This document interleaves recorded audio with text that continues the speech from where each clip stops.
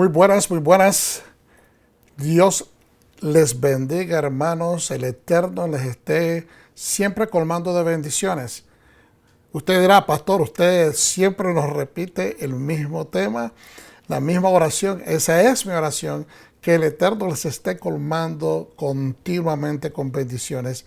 Los tenga abrazados cerca de su regazo. Y que nuestro Mesías Yeshua sea en esa continuidad, demostrándose, revelándose a cada uno de ustedes, a cada uno de nosotros, así como caminamos en obediencia de su Torah. El espíritu de la santidad, el Ruach HaKodesh, nos va a llevar a todo conocimiento, a toda verdad, a toda justicia, a toda sabiduría. Y esa es nuestra esperanza, esa es nuestra fe, que nosotros no tenemos un Dios que esté estático, es un Dios vivo de una continua revelación y de una continuidad en nuestra vida. Él no quiere ser un extranjero, Él quiere ser, Él desea ser desde el principio nuestro vecino. Él desea ser nuestro amigo, Él desea habitar entre nosotros. Y hoy pues en el Shabbat, en un Shabbat muy especial, porque a mí me encanta esta enseñanza de la Parashá en Vayikra, pero de la porción Shemini, que es el octavo día, y es el tema que en este día estamos trayendo a ustedes. Que el Eterno les continúe bendiciendo y quédense con nosotros. Vamos hacia adelante inmediatamente sin ningún preámbulo más.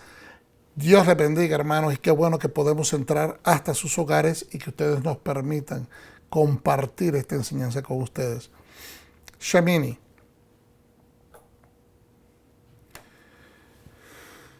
Ahora en esta porción, o mejor dicho, en esta diapositiva, yo quiero que ustedes vayan en su corazón, en esta diapositiva con fuego, con ese fuego incandescente.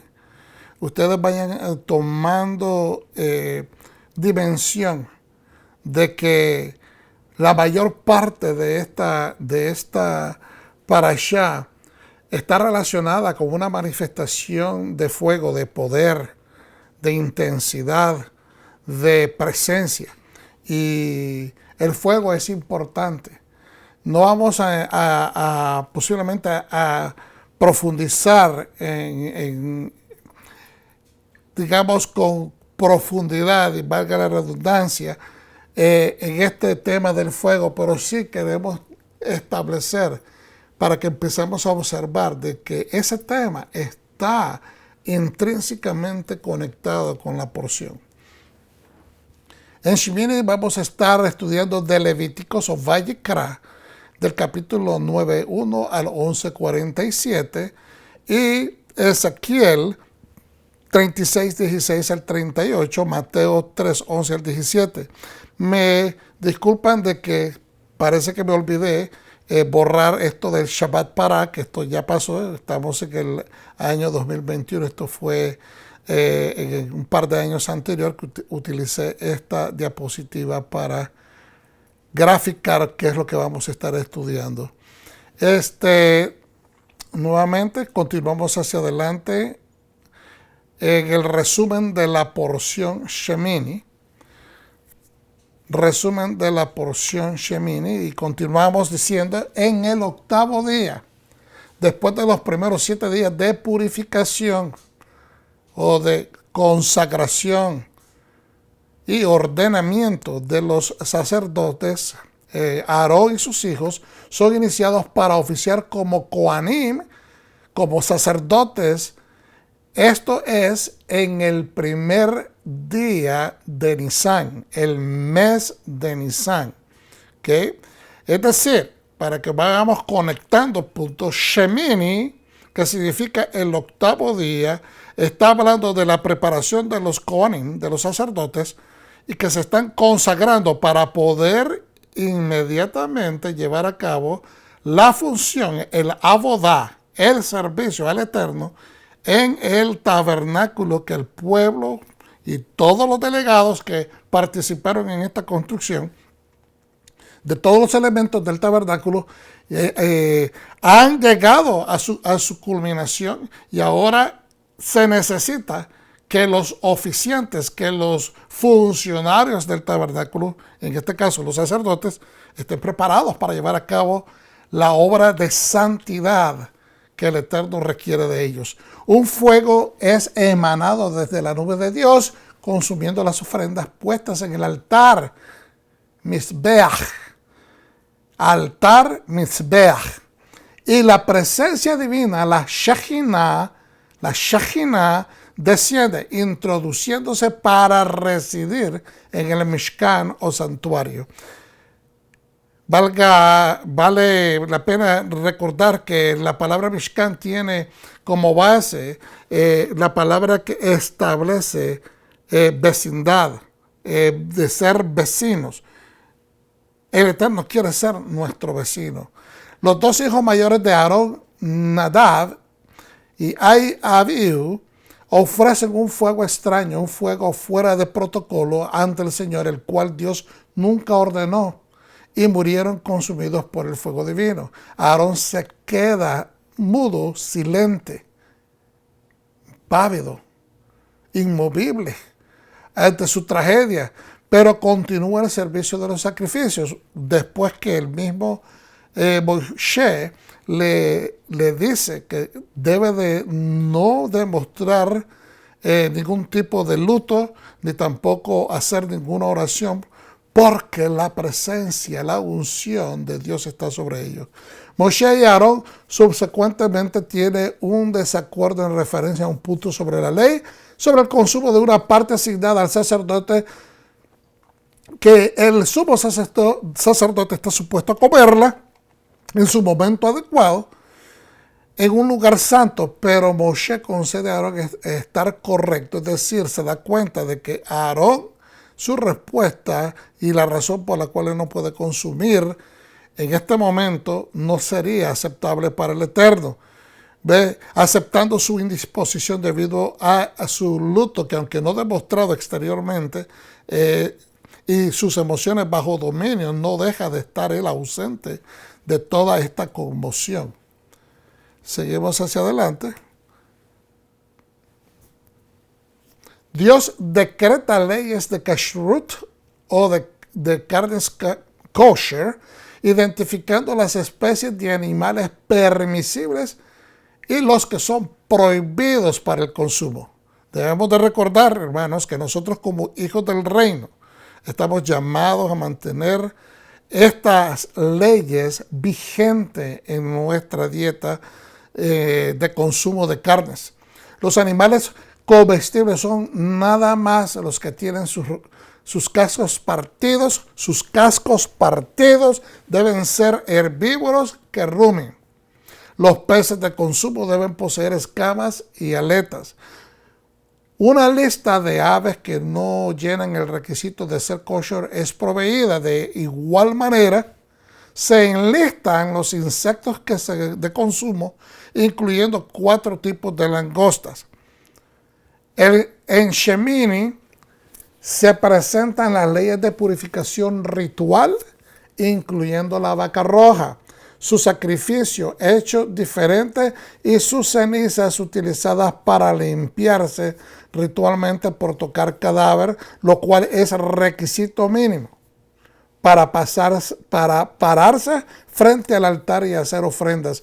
Esto incluye el poder purificador de la inmersión o mikvah, una pileta de agua o un ojo de agua o pozo donde se lleva a cabo una inmersión, de tal manera que el pueblo de Israel es requerido a hacer diferencia. Voy a repetir eso porque esto es clave en esta parashá. De tal manera que el pueblo se le prescribe todas estas cosas. Vamos a ver acá en este momento, hermanos. El pueblo se le ha proveído este set de instrucciones, este set de requisitos a cumplir. Porque el pueblo de Israel, esto no se le pide a otro pueblo que no haya sido parte del pacto o que haya sido injertado al pacto. que se le es requerido hacer diferencia entre lo que es puro y lo que es impuro. Hay una razón por la cual los sacerdotes o los levitas que son designados en sacerdocio son requeridos a pasar una purificación, una separación, una consagración para recibir su ordenamiento o su ordenación. Tienen que tomar esos requisitos, aunque ellos recibieron la asignación de ser sacerdotes desde antes. Pero es un requisito que el Eterno quiere poner, que quiere establecer o que ha establecido para que nosotros llenemos los requisitos mínimos de purificación ritual para poder estar frente a Él. Se le pidió al sacerdocio, de la misma manera se le pide a los hijos de Israel, se le pide al pueblo, se nos pide a nosotros que somos injertados a través de Mesías, mantener una purificación ritual, es decir, exterior, pero también una purificación moral, que es la que describe si nosotros estamos caminando de acuerdo al carácter que se establece en la Torah. Entonces, para comenzar, quiero proyectar estos versículos del Brit Hadashah, porque son como digamos, un cursor, una arrow, una flecha que nos apunta hacia donde nos dirigimos. Entonces, Lucas 1, 13, 17 habla del nacimiento de Juan, el inmersor. Pero el ángel le dijo: Zacarías, no temas, porque tu oración ha sido oída. Y tu mujer Elizabeth, te dará a luz un hijo y llamará su nombre Juan, Johanan. Y tendrás gozo y alegría. Y muchos se regocijarán de su nacimiento, porque él será grande delante del Eterno. No beberá vino ni licor, y será lleno del Espíritu Santo, aún desde el vientre de su madre. Y él hará volver, él hará regresar a muchos de los hijos de Israel al Eterno. Es decir, él va a provocar un deseo de hacer teshuvá, de retorno al Eterno, su Elohim. E irá delante de él en el espíritu y poder de Elías, para hacer volver los corazones de los padres a los hijos. Para hacer volver los corazones de los padres a los hijos. Y a los desobedientes a la actitud de los justos, a fin de preparar para el Eterno un pueblo dispuesto. Es un pueblo dispuesto, que su inclinación esté adecuadamente sintonizada dentro de la voluntad de su Creador. Entonces se habla acerca de Juan el Inmersor. Ahora Lucas 1, 76 al 80 habla del nacimiento de Yeshua. Johanan, Juan el Inmersor, es el precursor.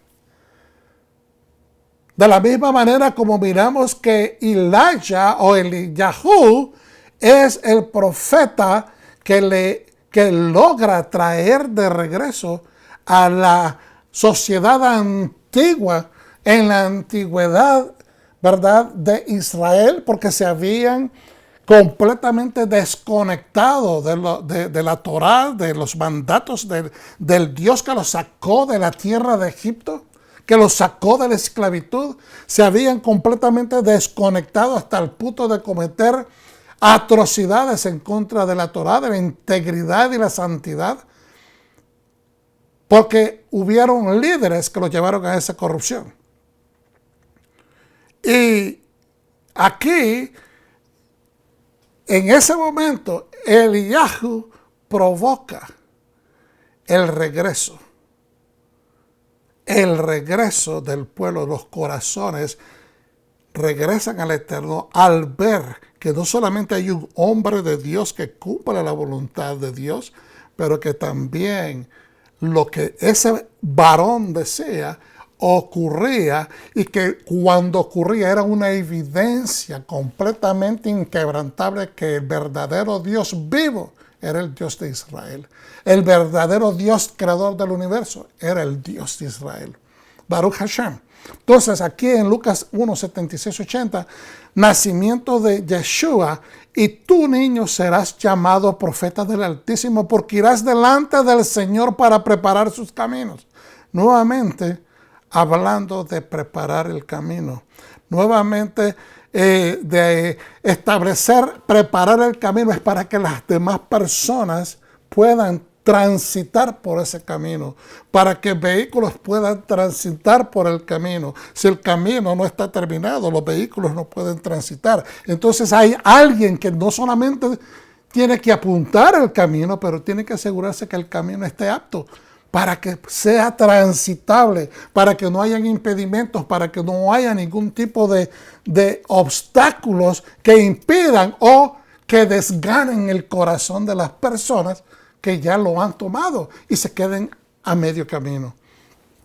Entonces, esta es una profecía sobre Yeshua para dar conocimiento de salvación a su pueblo, para perdón de sus pecados, por la entrañable misericordia de Dios, con que nos visitó desde lo alto la aurora, para dar luz a los que habitan en tinieblas y en sombras de muerte.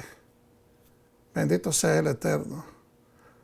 Con que nos visitó desde lo alto la aurora, para dar luz a los que habitan en tinieblas y en sombras de muerte.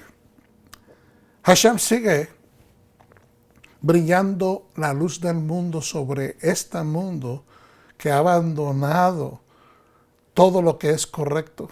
Yeshua sigue alumbrando, sigue siendo el faro, sigue siendo el sol que alumbra. Pero el mundo hace ojo omiso, cierra sus ojos, no quiere dar cuentas, no quiere arrepentirse, no quiere buscar arrepentimiento. Continuamos con la escritura y dice, para encaminar nuestros pies por camino de paz. Y el niño crecía y se fortalecía en espíritu y estuvo en lugares desiertos hasta el día de su manifestación a Israel. Ese es nuestro Mesías. Pagó un precio porque desde niño estuvo en lugares desiertos, dice la escritura. O podríamos decir, estuvo en el anonimato hasta ese día que se manifestó en Israel. Entonces volvemos nuevamente, Levíticos 9:1 en adelante al 11:47, y vamos a decir la oración antes de leer de la Torá. Baruch et Adonai Hameborah, Baruch Adonai Hameborah leolam vaed, Baruch ata Adonai Eloheinu melech haolam, asher baharbanu mikol ha'amin, ונתן לנו את תורתו. ברוך אתה אדוני נותן התורה. Bendito es Yahweh y bendito es Él. Bendito es Adonai y por siempre será. Bendito eres Yahweh, nuestro Elohim, Rey del universo, que nos escogió entre las naciones y nos instruyó con su Torah. Bendito eres Adonai, dador de su Torah. Gracias, Padre eterno, por tu sabiduría.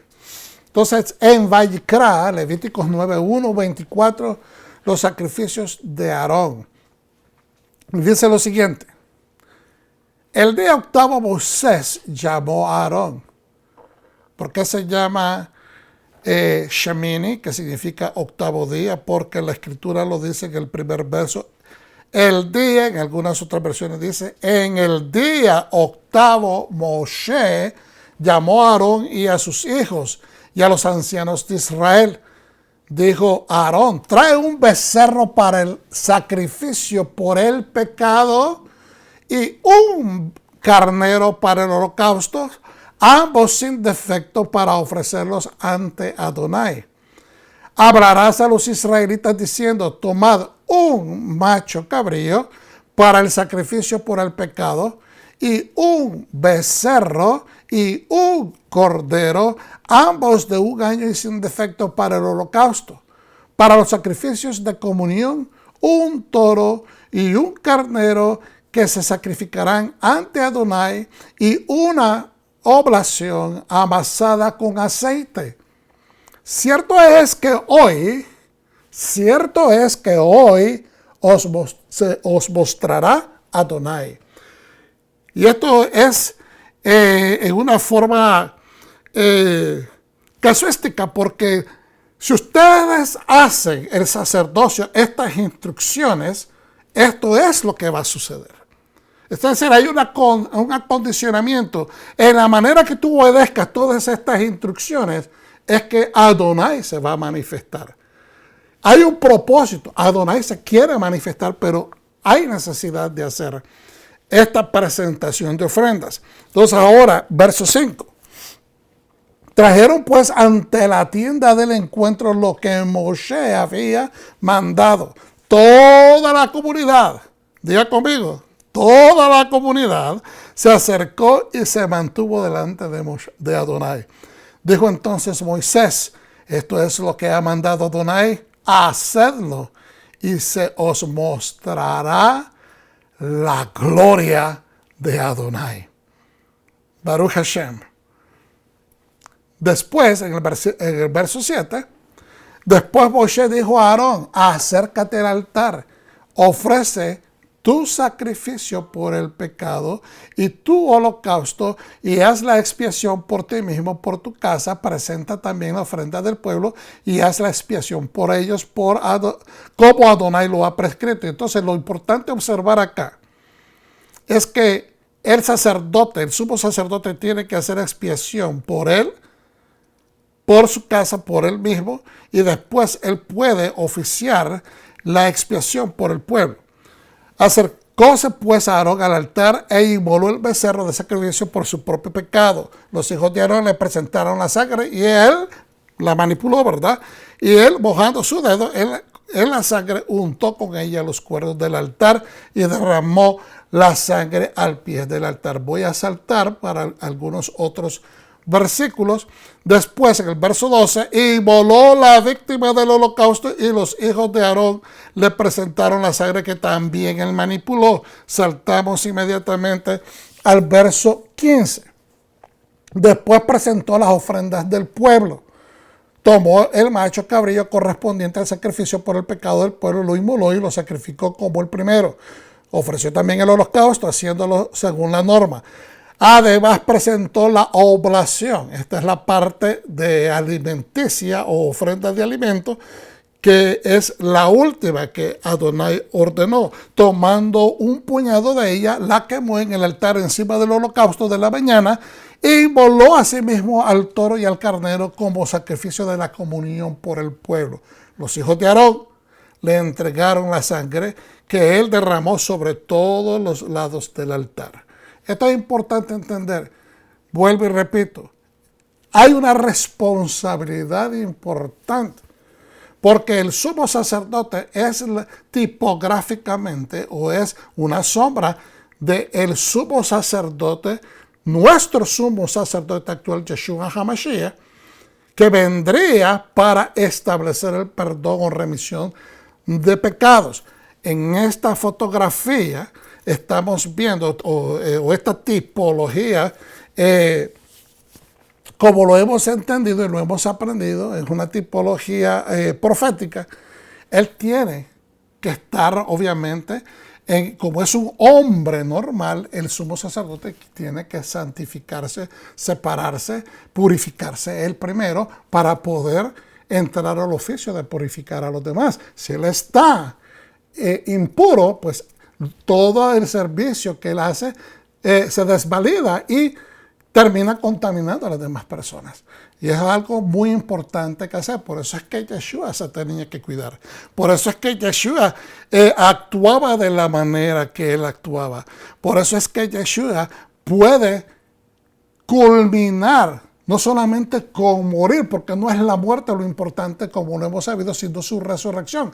Porque su resurrección, porque la muerte no encontraba ningún tipo de peso, ningún tipo de caso, no podía imponerle cadenas, amar de ningún tipo, no lo podía detener porque fue culpado sin tener culpas, fue culpado siendo inocente y por ende, por estar limpio ritualmente, estar limpio moralmente y ser santo en toda su entera capacidad, es que Él es levantado de entre los muertos. Y esa es la historia que nos hace a nosotros ser receptores de un pacto con grandes beneficios. Un pacto que se reactivó, se reanudó para beneficiarnos con la promesa. Fuimos redimidos con la promesa, con el potencial de alcanzar vida eterna. ¿Por qué? Porque durante toda nuestra vida nosotros tenemos que caminar en ese convencimiento que tenemos que pertenecer a su Torah, que tenemos que caminar en sus mandamientos, en sus mitzvot, que tenemos que seguir. Esta es una historia verdadera, hermanos. Es una historia verdadera, no es una historia inventada. No es una historia fantásticamente haciendo suposiciones a la deriva de que podemos hacer todo lo que podemos hacer y querramos hacer, pero que siempre vamos a recibir perdón. Si nosotros no nos damos a la tarea de poder respetar al Rey, de darle reconocimiento al Rey, al Mesías, que es la imagen del Padre Celestial, que vino a representar a nuestro Creador, entonces, ¿cómo nosotros podemos creer de que vamos a recibir vida eterna? Es importante tener esto en perspectiva porque todos estos códigos que son establecidos para llevarse a cabo en el Mishkan, en la tienda de reunión, todos estos códigos de ofrendas, todos estos códigos de animales que tienen que ser sacrificados o protocolos, por decirlo de esa manera, cumplen la misión de mantener expiación en el pueblo. Y como el pueblo de Israel, que es la luz del mundo también, entonces provoca que haya misericordia del Eterno para todo el mundo. El Mishkan no es simplemente el santuario para el pueblo de Israel nada más. Es el santuario que está bajo la jurisdicción del pueblo de Israel. Está bajo la jurisdicción de servicios de funcionarios levitas para poder llevar a cabo la boda para el Eterno. Pero el efecto, hermanos, por favor entendamos, el efecto del Mishkan, el efecto del primer templo, el efecto del segundo templo, no era simplemente para beneficiar a Israel. Siempre ha sido el beneficio para todo el mundo. A través de Israel, impactar al mundo. Tal vez eso va contrario a lo que normalmente se nos ha enseñado. Pero es necesario entender que porque hubo un pueblo lo suficientemente dispuesto para recibir esa asignación, hubo un pueblo dispuesto lo suficiente para cumplir todos estos requerimientos rigurosos, es que el mundo recibió y continuó recibiendo. Ellos recibían expiación, pero también los pueblos del mundo, las naciones que desconocían de Hashem, que desconocían de Yahweh, el creador de los cielos y la tierra. Esos pueblos también recibían misericordia. El efecto de esa remisión de pecados anuales que se hacían afectaban al mundo también, repercutían como una onda de expansión a las demás naciones del mundo. Entonces, en el verso 18, inmoló asimismo el toro y el carnero como sacrificio de comunión por el pueblo. El pueblo tenía que también ser expiado. En cuanto a las partes, no voy a entrar en esos detalles, voy a saltar al verso 22. Entonces Aarón, alcanzando las manos hacia el pueblo, los bendijo. Alzando las manos hacia el pueblo, los bendijo. Después de haber acabado el sacrificio por el pecado, el holocausto y el sacrificio de comunión descendió. Luego Moshe y Aarón entraron a la tienda del encuentro y cuando salieron bendijeron al pueblo.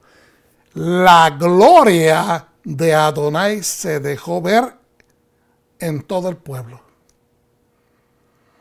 La gloria de Adonai se dejó ver por todo el pueblo, hermanos. Salió fuego de la presencia de Adonai que consumió el holocausto. Cuando dice que salió fuego, y yo les dije anteriormente que el fuego era parte intrínsecamente, una conexión con toda la porción. Salió fuego de la presencia de Adonai. Era de la columna, de la nube de fuego, la nube que por dentro llevaba fuego, o era una columna de fuego que llevaba una nube también. Usted interprételo como usted lo pueda interpretar, pero una cosa lleva a la otra y la otra cosa lleva a la una. Salió fuego de la presencia de Adonai que consumió el holocausto y las partes grasosas puestas sobre el altar. Todo el pueblo al verlo prorrumpió en gritos de júbilo, una algarabía máxima, y cayó rostro en tierra. ¿Quién cayó con rostro en tierra? Todo el pueblo adorando, reverenciando a su deidad.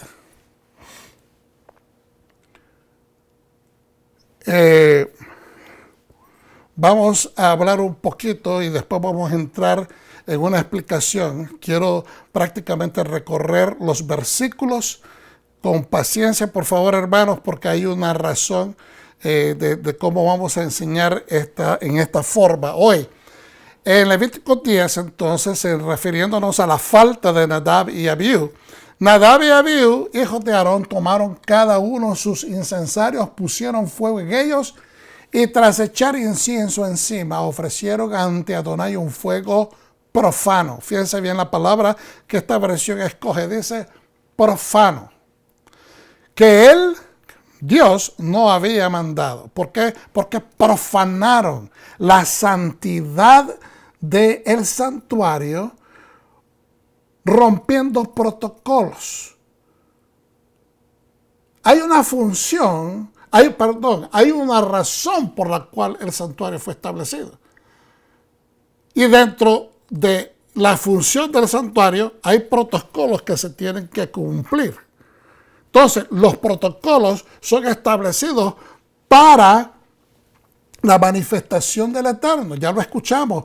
Se tienen que hacer estos sacrificios porque hoy se va a manifestar el Señor. Es requerido para que Él se manifieste. Entonces los protocolos son para acercamiento, los protocolos son para cumplimiento, los protocolos son para asegurarse que hay santidad y para que hay los requisitos rituales de pureza sean alcanzados para que pueda haber justificación, que la presencia de Dios pueda alcanzarnos, se pueda acercar al pueblo. Entonces aquí ellos profanaron eso por tener una idea individual, una idea personal, una idea caprichosa.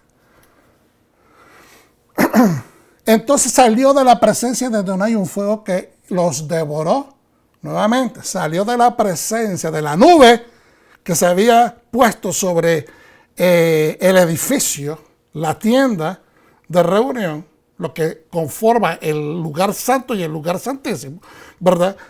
Y salió fuego nuevamente que los devoró y murieron delante de Adonai. El primer fuego que acabamos de mencionar consumió la ofrenda. Dios, agraciado, muy satisfecho de que el pueblo estaba ofreciendo los sacrificios, pero ahora estos dos hijos de Aarón, sacerdotes ellos, profanan los protocolos y Dios los devora con su fuego, muriendo ellos. Moshe dijo a Aarón, esto es lo que Adonai ha declarado diciendo, entre los cercanos a mí mostraré mi santidad. En otras versiones dice, demandaré mi santidad. Es decir, cuando dice mi santidad, voy a demandar que ellos cumplan con los requisitos protocolarios que yo he establecido. Porque eso es lo que establece mi santidad. Eso es que establece que yo soy el Dios de ellos. Eso es lo que establece que ellos están dándome un servicio a mí. Él es el rey del universo. Esto es lo que Adonai ha declarado. Entre los cercanos a mí mostraré mi santidad y ante la faz del pueblo manifestaré gloria.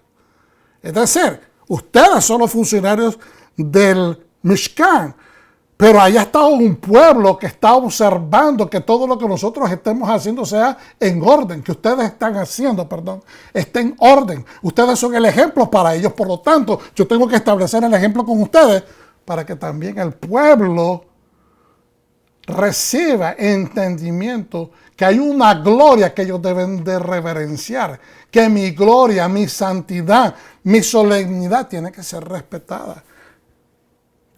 Que mi cabot debe de ser pesado con el nivel de respeto necesario. Ahora, Aarón, no dijo absolutamente nada. Yo le estoy aumentando absolutamente, pero Aarón no dijo nada.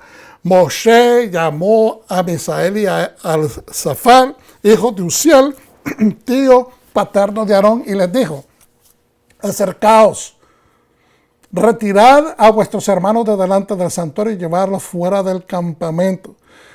Se acercaron y los llevaron en sus propias túnicas fuera del campamento, como Moshe había mandado. Moshe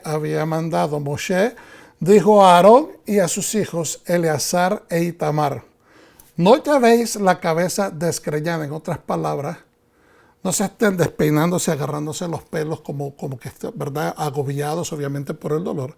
Ni rasguéis vuestros vestidos, que era una manifestación de duelo, para no morir. Porque si ustedes están haciendo eso, es que están adoloridos. No es que no se les permita sentir, pero es a razón de lo siguiente: para no morir, pues la ira de Adonai recae sobre toda la comunidad.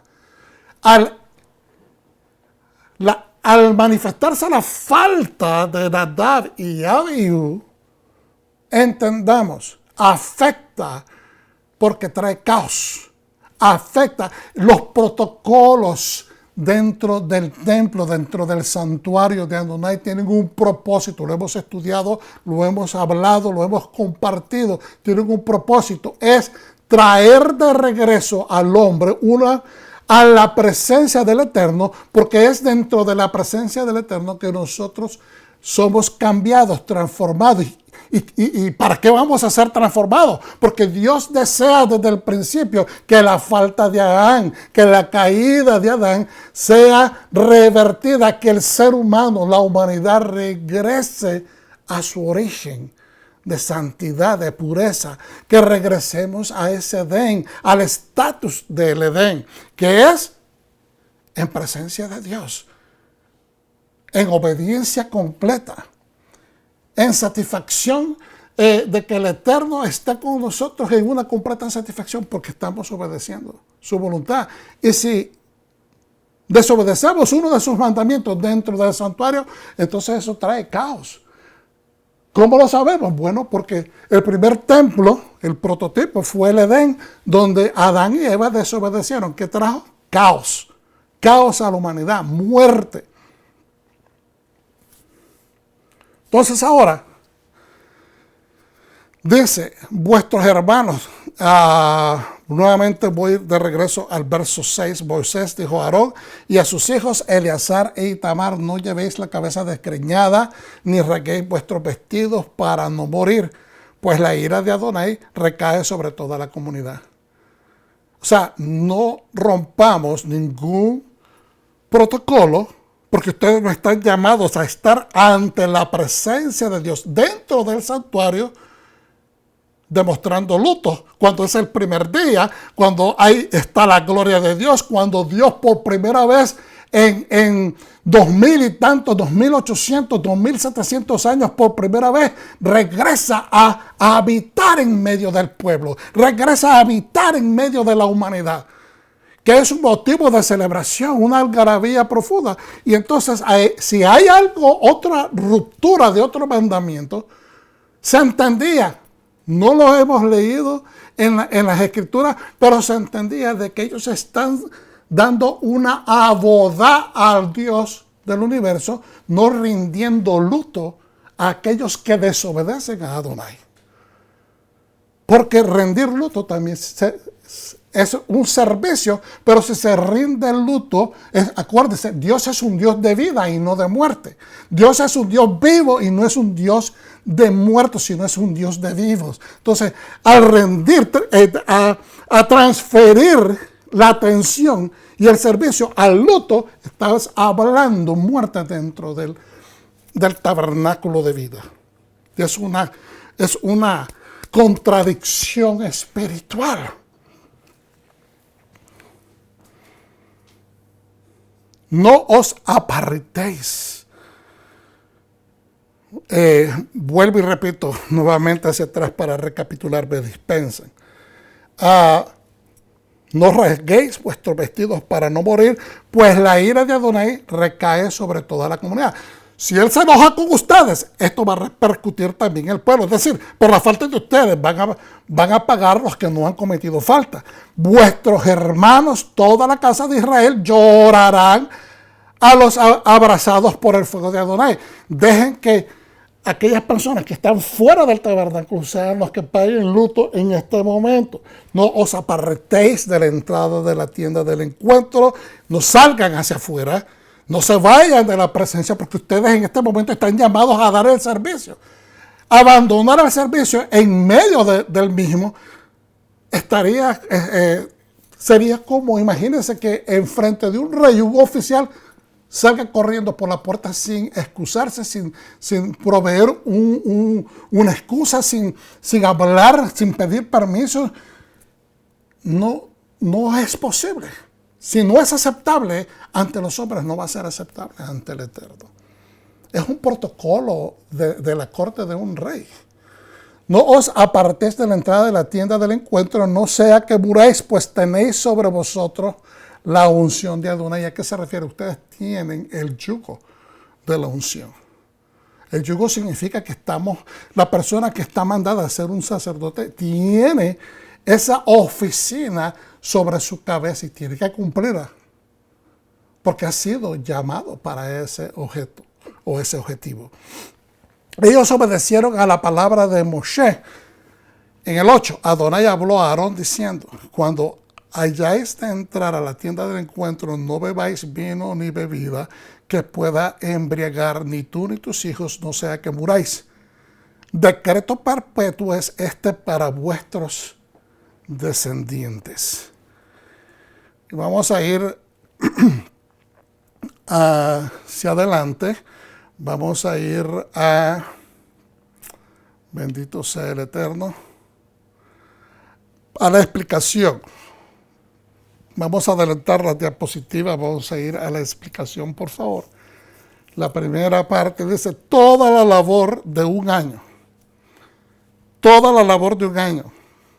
O sea, cuando empezaron a confeccionar todo el Mishkan, desde empezar a traer las ofrendas, clasificarlas, ver los diferentes materiales, los diferentes metales preciosos, la salida de Egipto, la persecución por el desierto, la partitura del mar de juncos o mar rojo y la pasada al otro lado del mar, la derrota del faraón debajo de las aguas del juicio, la llegada al monte Sinaí del Eterno, la entrega de la Torah y la asignación de construcción del Mishkan. Todo esto ha sucedido en ese primer año.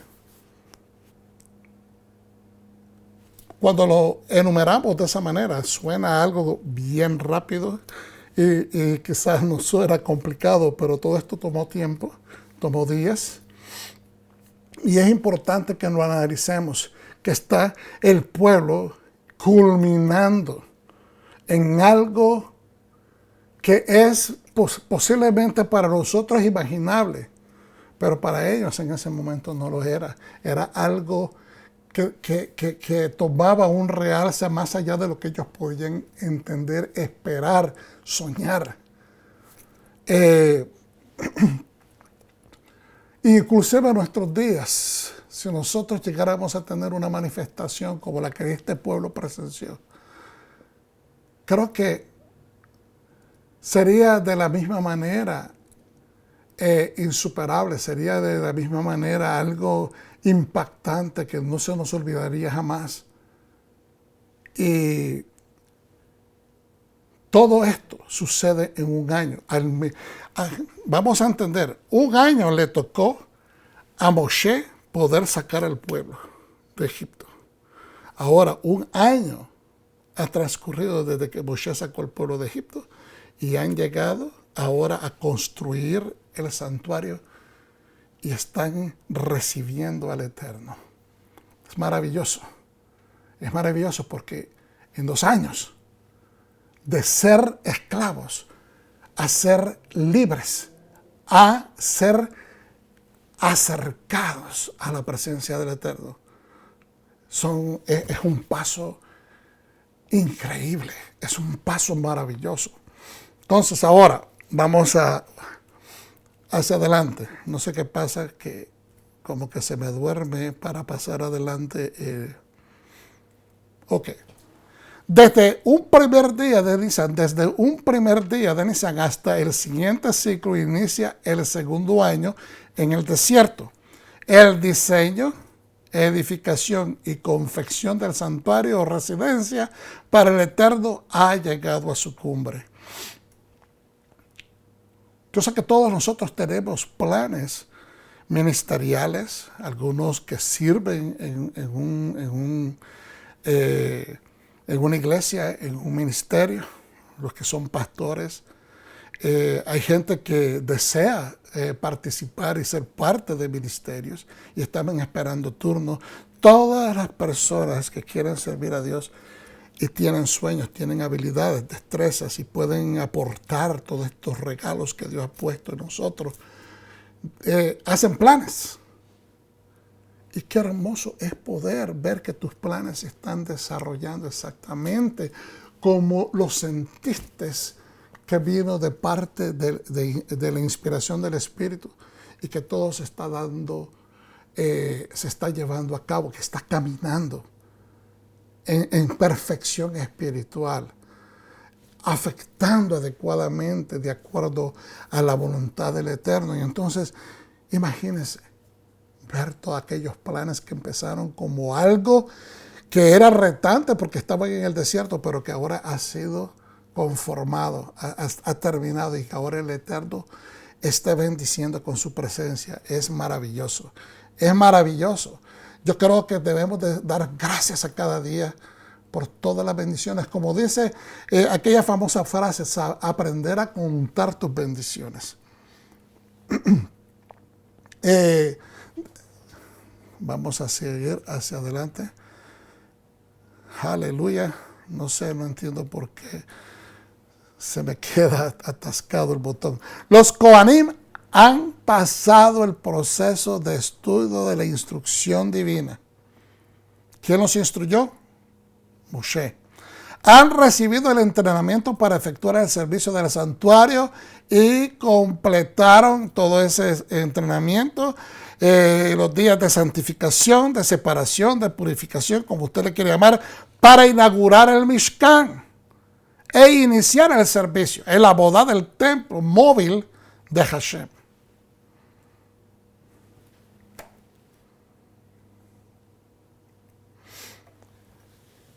Las primeras palabras de esta parashá dicen Veyahi Bayom Shemini, y sucedió en el 8º día. Es decir, sucedió es un término del pasado. Y el pueblo con el nuevo Mishkan, con la nueva tienda de reunión, estaban iniciando sus primeros pasos hacia el futuro. Vamos a ver si lo entendemos. Vuélveme a ver acá. Dios les dio un plan. Ellos lo han llevado lo han llevado a cabo. Pero este tabernáculo de reunión no era para quedarse estático, sino de que era un módulo o un modelo temporario que iba a ser utilizado para dirigirlos en su travesía a través del desierto hacia la tierra prometida, hacia el futuro, hacia la completa, para completar el proceso de su liberación. Porque de qué vale que el pueblo haya salido en libertad de Egipto, pero están, por decirlo de esta manera, encerrados en el desierto. Dicen en inglés no man's land, en una tierra de que no le pertenece a nadie, en una tierra abandonada, en un lugar insólito, en un lugar que es inhóspito, que puede hasta causar la muerte en cualquier momento. Entonces necesitan salir de esta estación, que es una estación, como dije, fuera del plan de Dios. Porque Dios los llevó al Sinaí con el propósito de enseñarles un pedacito de Edén, pero era transitorio. Ellos tenían que estar ahí por cierto tiempo y después continuar su travesía hacia la tierra prometida, pero no terminar quedándose 40 años. Entonces, ellos estaban en ese momento celebrando la iniciación de los servicios, pero estaban realmente iniciando sus primeros pasos hacia el futuro, como una nación libre, como una nación que tenía un Dios vivo, una nación con dirección. Aleluya, Baruch Hashem. Dicen los sabios, la forma correcta de relatar este hecho magnánimo debió de ser con la palabra Vajayá. Diga conmigo, Vajayá. Esta forma correcta que ellos dicen, los sabios, de que debió de ser comenzar con la palabra Vajayá, y viene la explicación. Las reglas gramaticales hebreas dictan cuando la letra Vav, que es en este caso equivale a una I, se coloca antes del verbo escrito en su modo pasado. Vuelvo y repito, el verbo escrito está en verbo pasado, pero si se le pone la letra Vav, okay, que tiene el sonido de V chica o V dental, pero que cuando se pone así con un apóstrofe significa que se transforma en una I, es decir, en una palabra que conecta. La Vav transforma a ese verbo en una forma futura. El verbo estaba en pasado, pero al ponerle esa Vav al frente lo transforma a una forma futura. Esta función se invierte si el verbo está en presente. Si el verbo está en presente, al ponerle la letra Vav al frente lo cambia hacia el pasado, lo convierte en modo pasado. Pero en este caso estaba puesto en forma pasada, transformando la eficacia del verbo hacia el futuro. Es decir, no se van a quedar estancados, porque Dios los está llamando hacia el futuro, no hacia atrás. Se llama Vav HaHipuch. Vav HaHipuch. ¿Ok? HaHipuch. ¿Por qué? Porque Dios los está llamando hacia el futuro. Hazá, los sabios de bendita memoria dicen que esta fórmula de escritura envía un mensaje claro de emociones extremas. Vuélvame a ver acá, hermano. Que usted entienda, hermano, que cuando los sabios nos explican estas cosas es porque hay una profundidad espiritual. Dicen que esta fórmula de escritura envía un mensaje claro a las emociones extremas. Preocupación e incertidumbre. Imagínense estar en medio del desierto. Ok, tenemos el Mishkan, Dios se nos manifestó. Y uno Hay personas que pueden en medio de semejante gloria preguntar, ¿y ahora qué hay? ¿Qué es lo próximo? ¿Y ahora qué hay de más? Era obvio que Moshe, Aarón y todos los sacerdotes y los levitas deseaban santificar el corazón de Hashem, es decir, satisfacer el corazón de Hashem. Y trabajaron diligente y fuertemente por ello. Cumplieron lo que Hashem les pidió. ¿Y por qué debería preocuparnos este punto de referencia en la gramática utilizada para describir este evento histórico en la Torá? ¿Por qué tenemos que tomarle tanta relevancia? Porque la Torá no solo es un libro histórico, hermanos, es nuestra constitución, pero es la palabra viva de Elohim. Es una literatura también que nos habla de realidades, que nos habla de verdades, que nos habla del corazón de Dios, del corazón del pueblo, de la inclinación correcta cuando se habla de cosas de justicia, de rectitud. Nos habla del comportamiento del pueblo, nos enseña cuál es el corazón de Hashem, cuál es el corazón del Mesías, de qué manera entonces nosotros nos debemos de conformar, de apegar a esas inclinaciones. Entonces, porque la Torá no solo es un libro histórico, entonces, sino que es la palabra viva de Elohim, el creador de los cielos y tierra, y contiene códigos y elementos de información más allá de lo que es historia. Moshe, los líderes y todo el pueblo esperaron ansiosos este momento. El futuro de este pueblo dependería de la atención de esta edificación, de la aceptación de esta edificación. Es decir, hicimos este edificio precioso, pero tiene que ser aceptado por el Señor. Ya miramos en la historia, en la porción de la Torah que leímos, de que Dios no se agradó de la actitud de estos dos hijos de Aarón.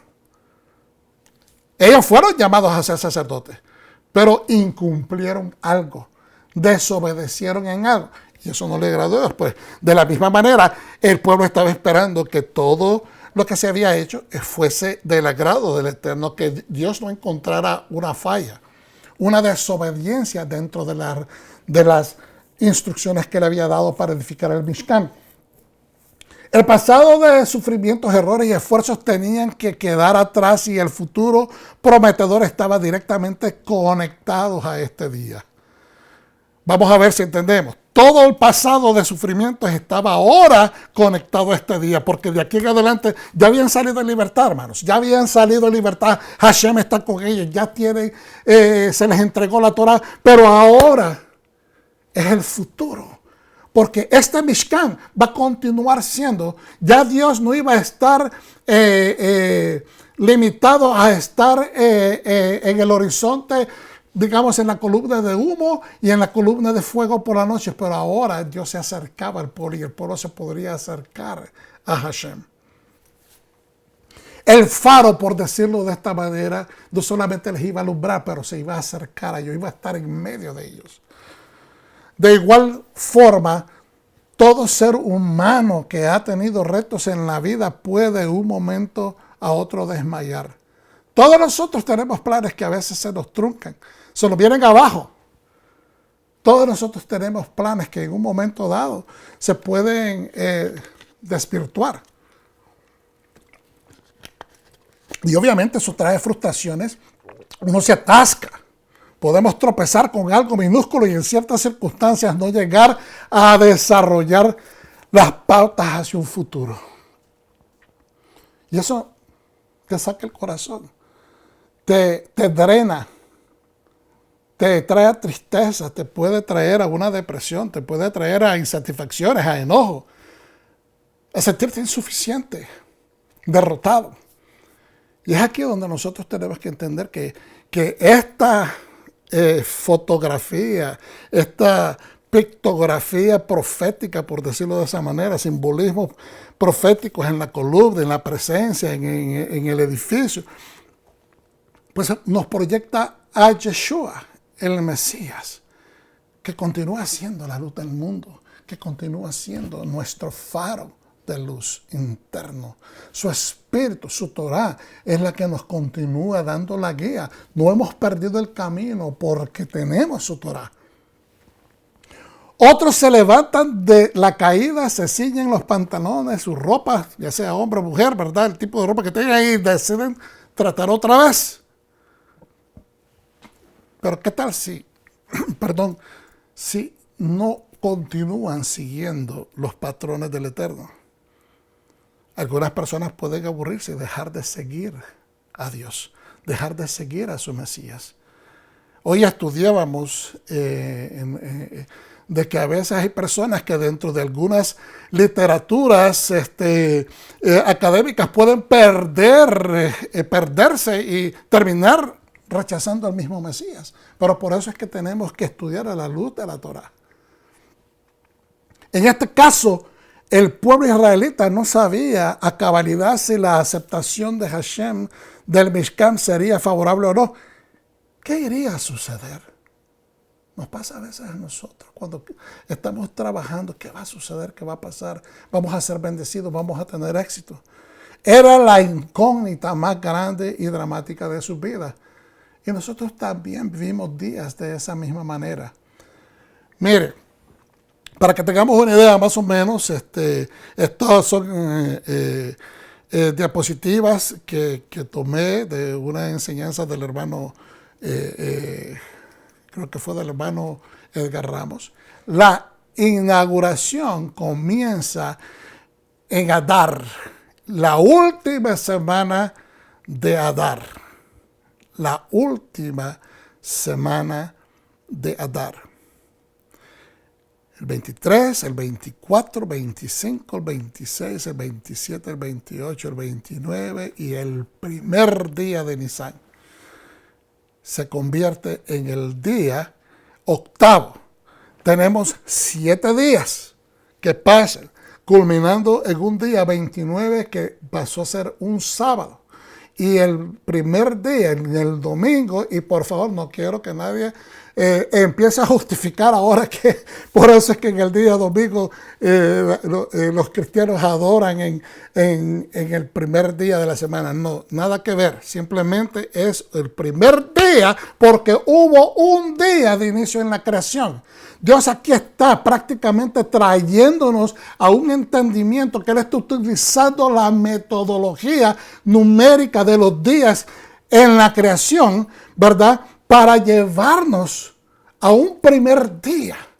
Cuando se dijo, sea la luz. Entonces hay una preparación. Hay una preparación en este proceso, ¿ok? De todos los días. De todos los días, creando Dios, haciendo, hay una preparación. Pero de repente hay un día donde Dios crea la bendición del Shabbat. El Shabbat es un día sábado, pero después del día sábado miramos que la narrativa en el Génesis habla acerca de una bendición que es cuando empieza a enseñar, empieza a desplegar el Génesis, los ríos, nos habla de los manantiales, nos habla de las riquezas del oro, de las piedras preciosas, etc. Y no me estoy refiriendo a la prosperidad como se habla, sino de que hay un nuevo comienzo. Hay un nuevo comienzo. Entonces, el Eterno nos habla de los primeros 7 días como los primeros 7 días de la creación. Pero hay una nueva era. Esto es simbólico de la nueva era del Mesías. Una nueva era cuando el Mesías termine toda su obra, termine su milenio y le entregue de regreso todas estas cosas que fueron puestas debajo de sus pies a su Padre Eterno. Y eso es la era del mundo venidero. ¿Ok? Del mundo venidero. En el año 2021, el primero de Nisan cayó al anochecer el día 13 de marzo. Nosotros celebramos Pesach el 15 de Nisan, que hace unos cuantos días atrás, que este año, en el 2021, cayó al caer el sol el día sábado 27 de marzo. El último mes del calendario hebreo es el mes de Adar. Los meses hebreos son de 29 a 30 días y cada 3 años son bisiestos. Es un año bisiesto donde se le agrega, ¿verdad? Otro mes que se le llama el segundo mes de Adar. La Parashá Shemini toma lugar en el segundo año, después del éxodo de Egipto, 7 días antes de llegar al primero de Nisan. Esos 7 días los Kohanim son preparados, pero en el octavo día es el servicio de inauguración del Mishkan.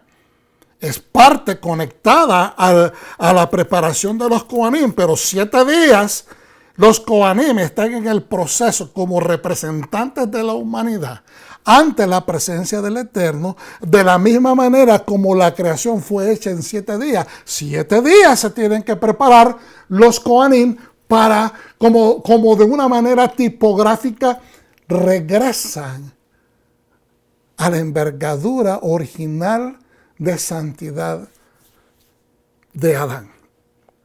¿Qué está hablando entonces el Eterno a través de este proceso? Que al alcanzar una nueva creación, el estatus de ser una nueva creación, ahora el Eterno puede bajar y conectarse con el hombre.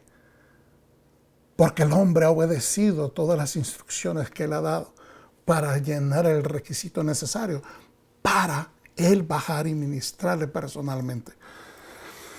Los sabios hablan acerca de 10 coronas o 10 eventos importantes que toman lugar en ese día, pero vamos a hacer un asesoramiento bien interesante.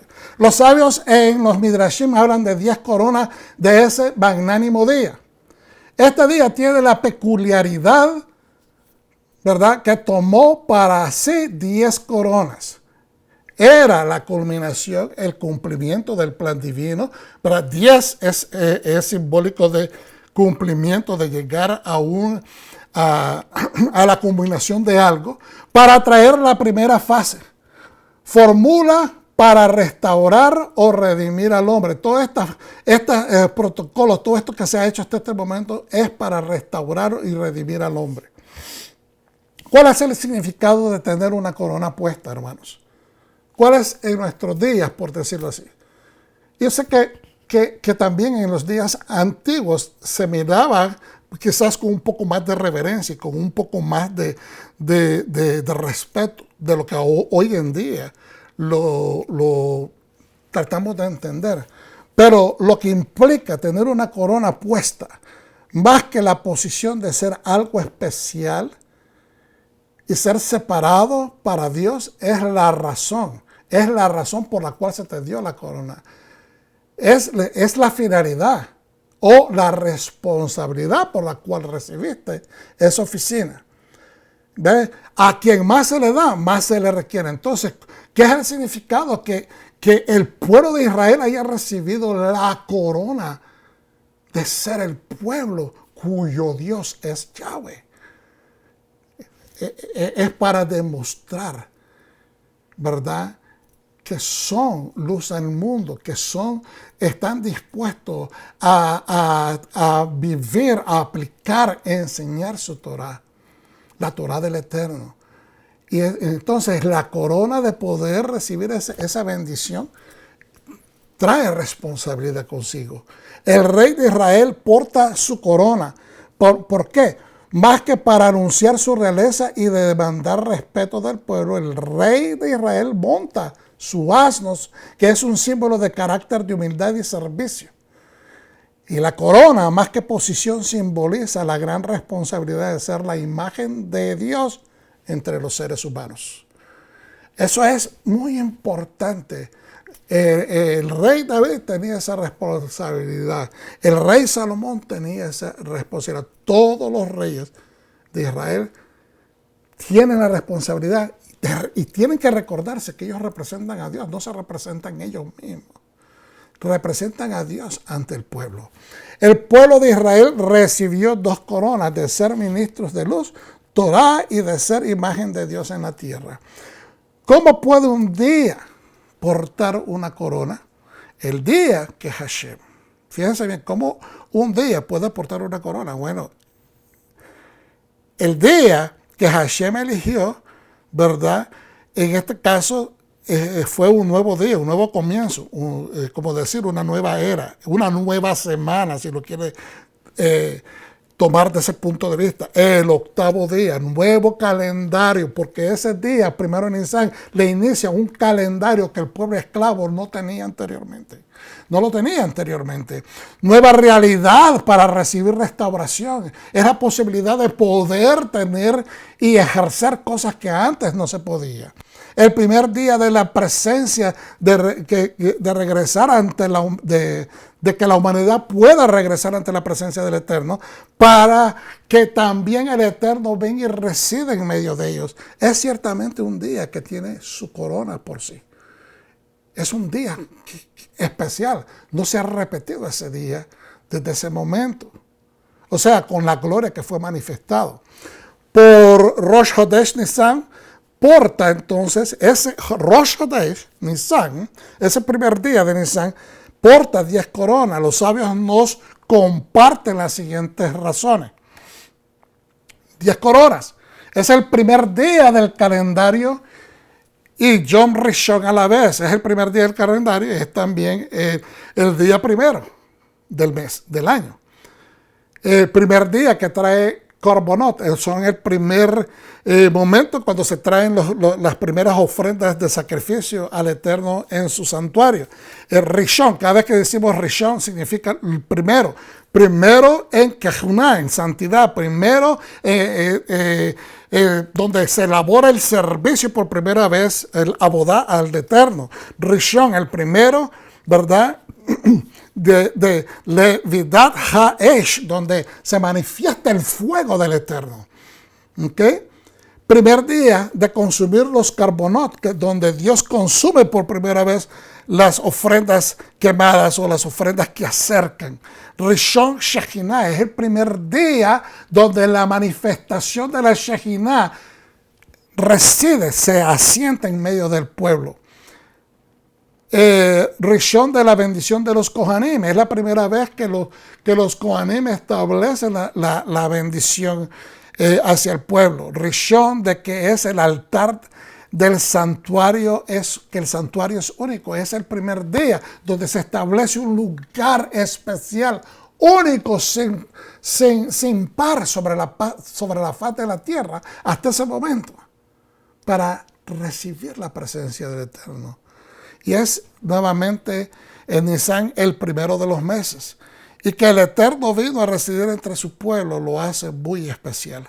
Esas son, a manera de interpretación, 10 coronas, 10 cosas que no se pueden pasar por alto. Por eso es que Nisan es un mes especial. El primero de Nisan, siempre en nuestra memoria, debe ser conmemorado. No a manera, digo yo, no a manera religiosa. Pero nos debe de recordar que en ese día es una continuidad de libertad, de que Dios hizo actos de presencia. Y que todas estas 10 formas o 10 situaciones tomaron lugar. 10 coronas. Los israelitas tenían que estar celebrando y no estar estresados en la inauguración del Mishkan, hermano. Pero era de esperarse estar nerviosos y llenos de anticipación. Era el segundo año en el desierto y la obra encomendada por Dios de construir la residencia llegó a su término. 7 días de separación y separación y preparación, culminando en la ordenación e inauguración del santuario. Yo sé que estoy repitiendo, pero lo hago a propósito para que recordemos. Los sabios de bendita memoria, o Hazal, describen como el día de mayor alegría desde la creación. O sea, era el día más grande, maravilloso desde la creación. Adonai aceptó agradado el Mishkan y los sacrificios presentados bajo fuego del cielo, consumiendo las ofrendas del Corbán, e inmediatamente la Onan, diga conmigo Onan, vuélvame a ver acá. Onan, nube de la Shekhinah, nube de la presencia de Hashem, cubrió y penetró el Mishkan, penetró el santuario. La celebración tuvo que ser maravillosa y gigantesca. La misma Torá dice que gritos de algarabía, de júbilo. Pero toda la alegría se tornó efímera. ¿Por qué? Muy corta se tornó la alegría. Se vio afectada por la desobediencia de los miembros del sacerdocio y sobrevino la tragedia del castigo inmediato por la negligencia a propósito. Porque es a propósito, no lo hicieron fuera de ignorancia, lo hicieron bajo los efectos de alcohol, pero no importa, una desobediencia. Voy a leer el Midrash dice, lo que dice sobre Shemini, en la página 63 en adelante. Este Midrash requiere una explicación. ¿Cuál era? Perdón, no era ahí donde iba a leer. Era un poquito más adelante. Ok, perfecto, era acá. La alegría del Klal Israel ante la manifestación de la presencia divina era similar a aquella de la novia o la novia en el día de su boda. Su júbilo era tanto que el Ruach HaKodesh se posó sobre ellos y estos en forma profética cantaron la palabra de Tehilim. En el capítulo 33, regocíjense en Hashem, oh ustedes Sedakim, justos. Cuando cayeron de rodillas, un nuevo milagro ocurrió y de repente cada uno tenía un lugar bastante amplio como para ubicarse, a pesar de que cuando estaban parados apenas podían moverse. Imagínense la multitud abarrotada acercándose o rodeando el Mishkan. El primero de Nisan fue un día glorioso desde la creación, fue destinado a que se lo distinguiera por 10 hechos especiales, los cuales ya lo hemos compartido. Esta exposición del Midrash nos enseña que hay una relación entre el último día de la inauguración del Mishkan y el primer día de la creación del mundo. Desde el comienzo de la creación hasta que la Shejinah descendió al Mishkan, el universo le faltó perfección espiritual. En este día, el objetivo de la creación se había cumplido. ¿Cuál es el objetivo de la creación? Dios creó toda esta belleza de creación y puso a su pieza, a su pieza maestra, el hombre. ¿Con qué objetivo? Quería acercarse, quería tener relación con el hombre. El hombre falló y rompió la santidad y provocó caos. Ahora, desde ese momento de la creación hasta este momento, están diciendo los sabios, regresa. Lo que entendemos por perfección es orden. Orden. No es la perfección como la imaginan los seculares. Estamos hablando de orden. Y entonces, vuelvo y voy a terminar leyendo esto. Ese día fue honrado especialmente con 10 acontecimientos para indicar que el último día de la inauguración no era menos importante que el día en que se creó el universo. Por lo tanto, así como se creó el mundo por 10 declaraciones divinas, así también la consagración del Mishkan se destacó por 10 características peculiares, las cuales ya mencionamos. Ahora, la felicidad y la gloria de este día hubiese sido completa de no haber culminado con la trágica muerte de Nadab y Abiú, que echaron a perder todo ese júbilo. Ahora, hermano, yo quiero que notemos simplemente este patrón. En el Edén, que es una tipología del templo, ¿okay? Adán y Eva fallaron. ¿Por qué? Porque decidieron romper el protocolo. Se les dijo, no coman de este árbol del conocimiento del bien y el mal. ¿Y qué dijeron ellos? Vamos a establecer lo que nosotros entendemos hasta este momento, es decir, nuestros propios conceptos, nuestras propias ideas, y vamos a comer para ver qué pasa. De la misma manera, los hijos de Aarón, ¿verdad? Como dicen ellos, causaron que todo ese júbilo se rompiera. Si no hubiese sido por Nadab y Abiú, entonces hubiese sido completo el júbilo. Pero ellos ahora decidieron también romper el protocolo para ir a ejercer la idea, sus conceptos, su voluntad, y terminaron provocando caos. ¿Qué es entonces con la observancia de estos dos eventos? Que hay siempre alguien que dentro de la santidad, dentro de lo que Dios provee, dentro de las directrices que Dios establece, va a haber siempre alguien que va a tratar de romper. No es que cuando digo va a haber siempre alguien, no me refiero a que siempre hacia la eternidad, pero mientras el hombre no se dé a la tarea de obedecer, no se dé a la tarea de seguir las instrucciones. Y hoy, permíteme compartir esto porque pasó hoy y por eso está fresco. Mientras estábamos en la primera clase de la yeshiva, decía la instructora, hay que seguir las instrucciones. Y se debe de hacer de esta manera. Si usted no sigue las instrucciones, se va a quedar estancado. No va a suceder porque si usted no sigue esto y esto, entonces eso va a provocar que se quede estancado, porque si usted no llama o alcanza estos recursos que se le están dando, nadie le va a contestar porque tiene que ser de esta manera. Entonces, en esa misma directriz es que debemos de entender que la voluntad de Dios es la voluntad de Dios, es la voluntad del rey. Desacatar su voluntad es traición al rey. Entonces ahora, y suena drástico decirlo de esa manera, pero es verdad. Por eso es que el hombre vive en caos, en desorden, porque siempre estamos con la cantaleta de ser permisivos, sobre permisivos, muchas veces. Entonces, continuamos con la enseñanza. Adorá y aceptó, agradado el Mishkan. Por eso se posó la Onan, su nube. El último en esta página dice, los dos hijos mayores de Aarón presentaron y ofrecieron a Dios fuego extraño. Y se sobrevino el caos y el luto entró al campamento. Ahora aquí en esta gráfica podemos observar el momento cuando la nube de fuego o la columna de fuego desde la cumbre del Sinaí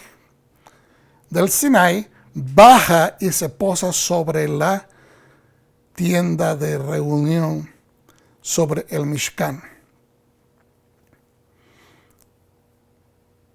¿Para qué entonces Yahweh llevó al pueblo al Sinaí? Para darles una demostración de lo que es regresar al Edén.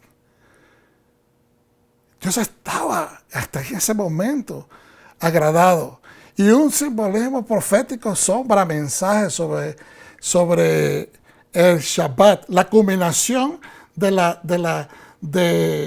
que los Kohanim terminaron el entrenamiento. Fue como en un Shabbat. Pero el octavo día, que representa la nueva era, el nuevo comienzo, una nueva situación, algo que ni la misma Biblia nos ha dado mucha información, porque después del milenio, del reino milenial de Yeshua HaMashiach, no sabemos a ciencia cierta qué es lo próximo. Lo que sí tenemos es la esperanza de que es una nueva era, un nuevo comienzo, el Olam Jabá. El tiempo a venir, el tiempo futuro. Nuevamente la conexión. El pueblo sabía que al iniciar, o por lo menos se están empezando a dar cuenta, que con tener a Dios entre ellos, su futuro está garantizado. Que hasta este momento han estado estáticos por un año ahí, pero que ahora van a empezar a movilizarse. Porque esta fase se ha completado. Entonces, si lo comparamos con el Shabbat, toda la semana estamos haciendo muchas faenas, pero en el Shabbat completamos con ejercitarnos, con ensayar la faena más hermosa y más preciosa, más magnánima, más santa, que es sentarnos a la mesa con el Rey. Y después el domingo inicia una nueva semana. Es un nuevo comienzo, es una nueva oportunidad. Es una nueva, es un renuevo dentro de los tiempos de nuestro diario vivir. Si lo miramos de esa manera, pues empezamos a entender qué hermosa que es la funcionalidad de entender la creación. Entonces, oración después del Kadesh, por ejemplo, decimos lo siguiente.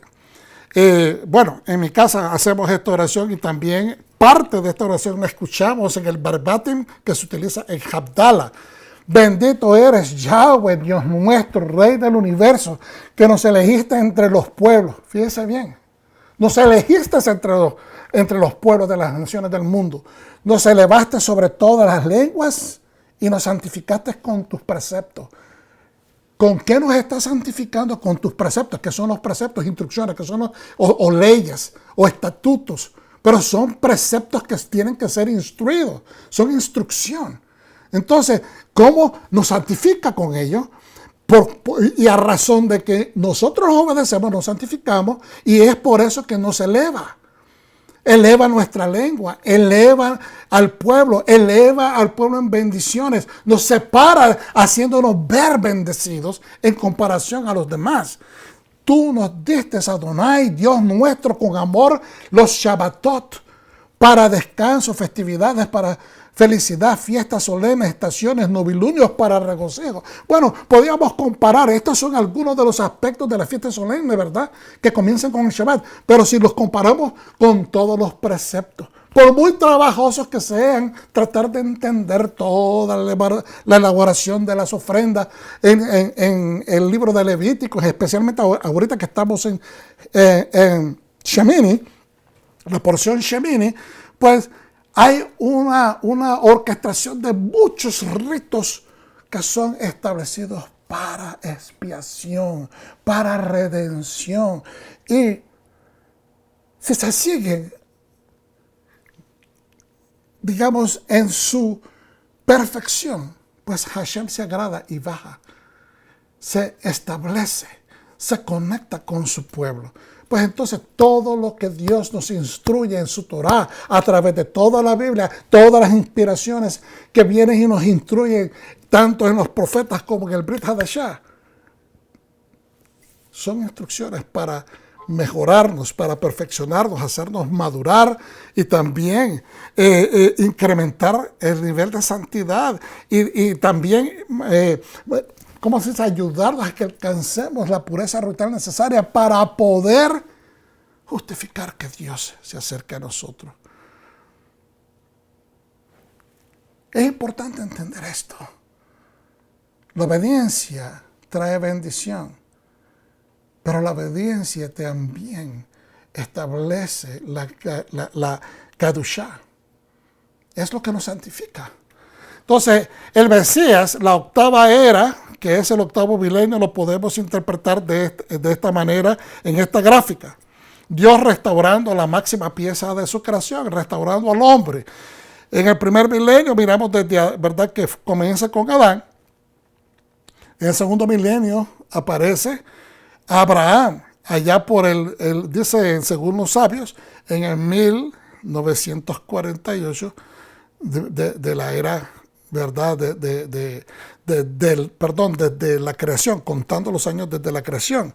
Luego, a través del tercer milenio, entre los reyes, y una vez que ya llega el pueblo de Israel a la Tierra Santa, a través de reyes y profetas. Después, el cuarto milenio, aparece Yeshua.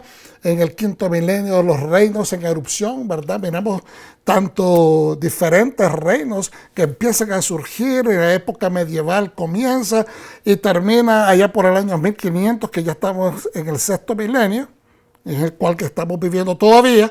Y desde el 1500 hasta el presente es lo que se le llama la era moderna, pero estamos dentro del sexto milenio. El séptimo milenio es cuando aparece Mashiach. Pero el octavo milenio es lo que se establece como el Olam Haba, el tiempo por venir, el mundo del futuro.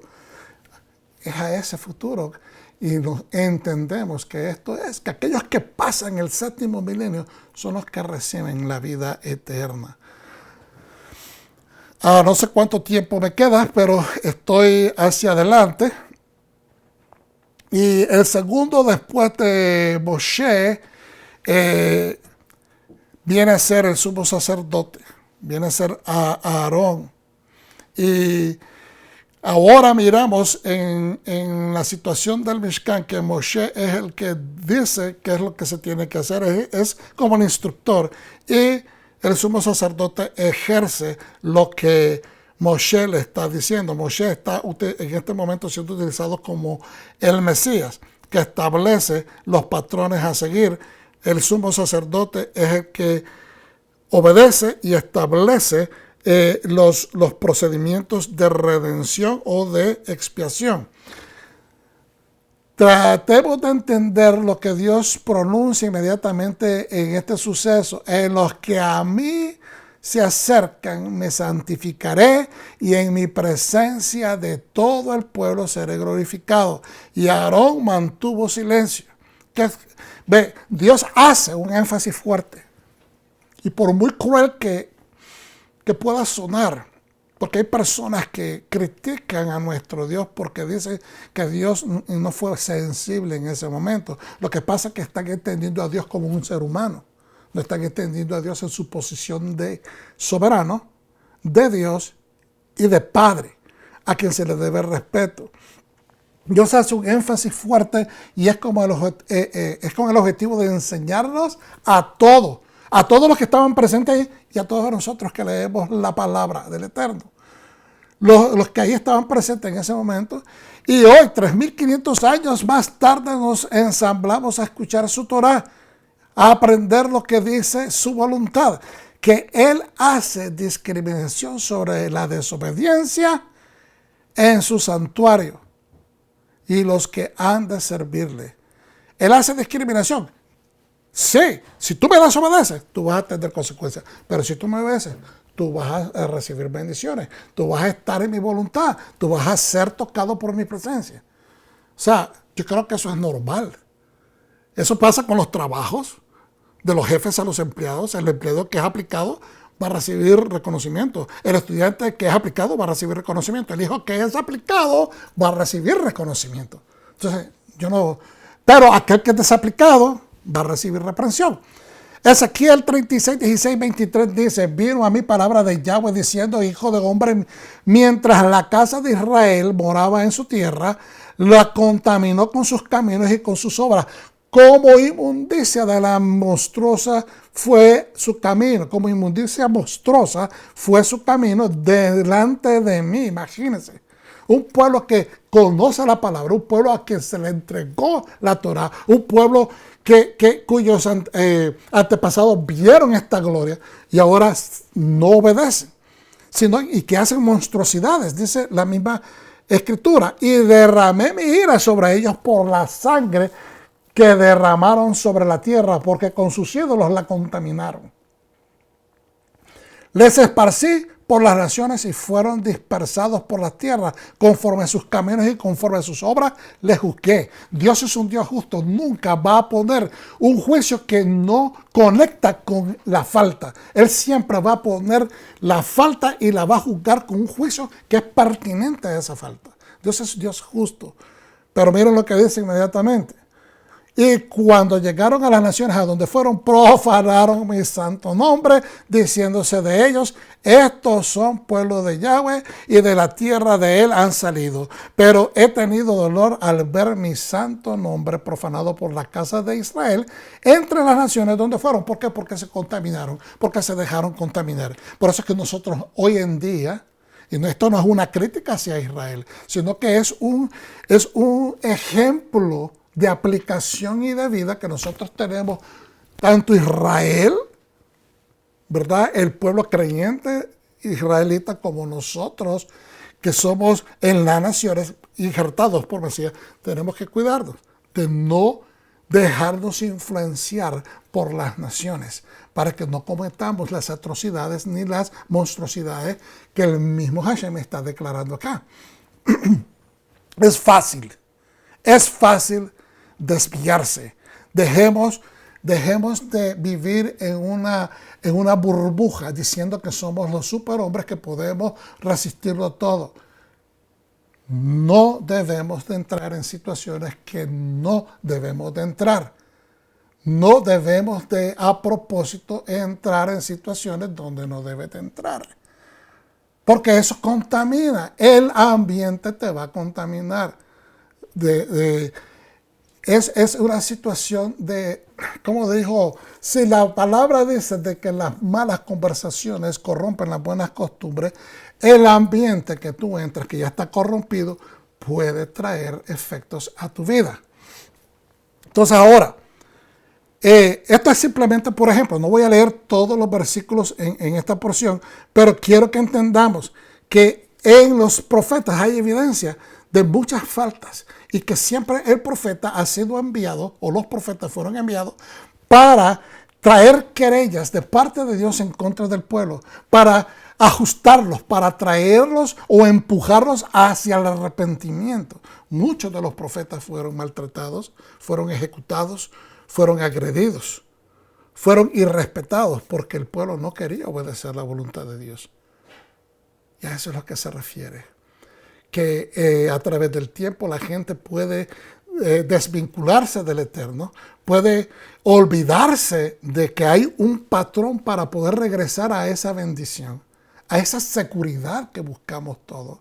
Porque todo el mundo, por muy rico y muy poderoso que se sienta, todo el mundo siente inseguridades. Solamente el Espíritu del Eterno puede rescatarnos de esa incertidumbre, puede rescatarnos de ese pozo oscuro. Dios desea que su nombre, que implica su presencia, su Shejina, su gloria, sea respetado y tributado de la manera específica que Él merece. No es a manera de capricho, es porque el ser humano debe de entender que debe de rendir respeto y fidelidad a su Creador. Hay mucho que entender sobre la santidad de Hashem. En las naciones hemos acostumbrado a imponer nuestra sutileza. Oiga, por favor, y no se ofenda. En las naciones y en el Mesías, en las naciones nos hemos acostumbrado a imponer nuestra sutileza como los filtros de santidad. Lo que yo siento, es que yo creo, es que yo interpreto. En vez de nosotros aplicarnos a la palabra, queremos aplicar la palabra o las directrices del Eterno a nuestras modificaciones. Y no debe de ser así. Nuestros sentimientos temporarios de bondad y gracia como superlativos. Es lo que yo siento, es que yo tengo buena intención. Tu intención no va a remediar nada.